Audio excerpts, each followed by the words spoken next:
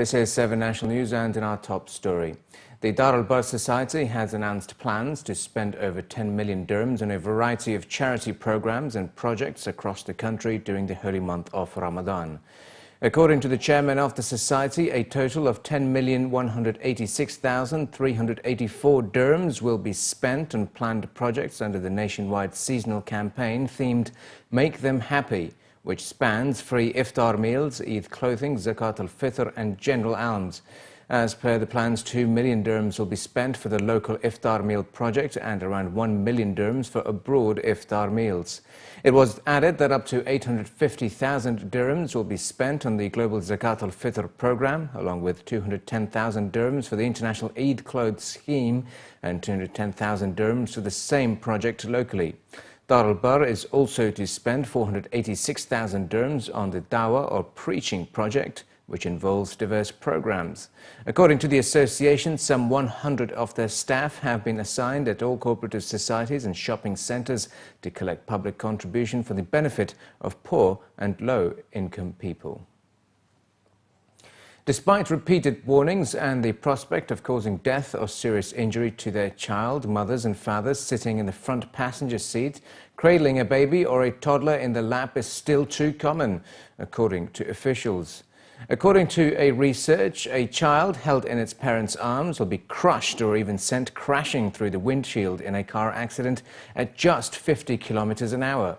Often the parent is wearing a seatbelt, but the child is unrestrained, leaving them dangerously vulnerable to serious injury or even death, even at low speeds.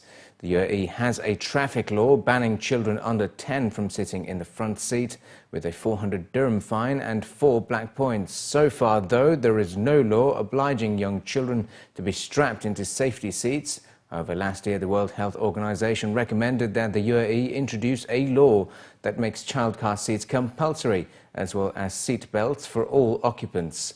The correct use of car seats, according to safety officials, can reduce the likelihood of deaths by 70% in infants and by 54 to 80% among young children. Dubai Land Department has announced that buildings in the Emirate will be given star ratings as part of a move to improve maintenance and safety standards. According to the DLD, the move is part of a revamp of how buildings are classified to meet international standards. It was added that about 20,000 plots of land and more than 120,000 units, including apartments, offices, retail, schools and public amenities, have already been surveyed to create a database of property. Inspectors visit each building, take photos of common areas and complete a 60-point questionnaire covering fire safety, maintenance and sustainability. The inspectors then feed the data onto the system, following which a building then receives a star rating out of 5 based on the 60 requirements. While greater transparency and convenience have been identified as among the major benefits, the authority added that this will ensure smoother user experience for the Ijari system, as well as a more detailed calculation method for rental and service charge increases as mandated by the law. Consumers who have installed solar panels on their rooftops are now exporting electricity to the Dubai Electricity and Water Authority grid. According to DEWA, a total of 30 photovoltaic systems have been installed and 6 of them are connected to Dubai's electricity network, with the surplus power not used on-site exported to DEWA's grid. The program is part of the Shams Dubai initiative that was launched March last year to encourage Dubai residents to utilize solar energy to augment their energy sources. One of the key connected projects completed as part of the project is a 1.5 megawatt direct current photovoltaic generation project at Jebel Ali Power Station, which is one of the largest single rooftop arrays in the Middle East. In addition to systems connected in industrial areas, DEWA has also connected a photovoltaic system to Dubai Municipality's building in Al Kifaf with a capacity of 12 kilowatt and the installation of 30 kilowatt capacity on the rooftop of the employee gate at the Al Maktoum International Airport. DEWA has also finished installing 20 solar energy systems in 5 government schools, 10 villas within the Mohammed bin Rashid Al Maktoum Foundation's housing project, Dubai Media Incorporated building, Al Bayan and Imarat Al Yom's building. Dubai Land Department, the Hamdan bin Mohammed bin Rashid Sports Complex and the Community Development Authority. The total capacity of these projects is 146 kilowatts, producing a total of about 235 megawatt hours a year. Residents in the country have expressed rising concerns over cybersecurity in a study carried out by a US firm. Out of more than 1,000 respondents, more than three-quarters at 78% said that in light of recent security breaches, they would be willing to provide less personal information than they have in the past. Another 72% said they would consider paying more to work with a more secure provider that offered the same products or services, while 63% said data security was an important consideration when purchasing a product or service. In addition, almost half the respondents said they felt more negatively about organizations that had been breached, while 57% said they would stop purchasing from a compromised company and take legal action. Most respondents also said they expected organizations that had been breached to inform them immediately in case criminals had obtained access to their personal data.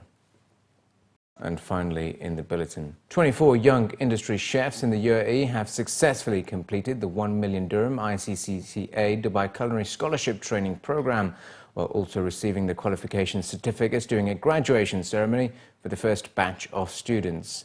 During a ceremony held on Thursday, officials representing the International Centre for Culinary Arts, Dubai, and the Knowledge Human Development Authority congratulated all graduating chefs for the successful completion of the program, stating that the Education Award for UAE's young industry chefs is designed to provide everyone with an equal opportunity to realize their dreams in the hospitality industry. Officials are confident that the increased levels of confidence in all students shows that they are ready to overcome future industry challenges.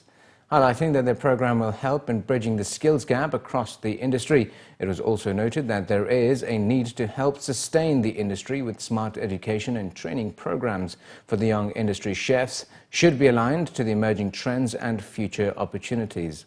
It was mentioned that the 52-week ICCA scholarship program involves educating, training and certifying talented young industry chefs who otherwise lack opportunities to enter UAE's competitive hospitality industry and also face potential financial risks as many cannot afford the costs involved with the program.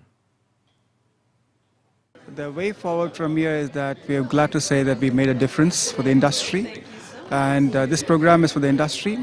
It is basically support deserving talents, but challenged with financial challenges.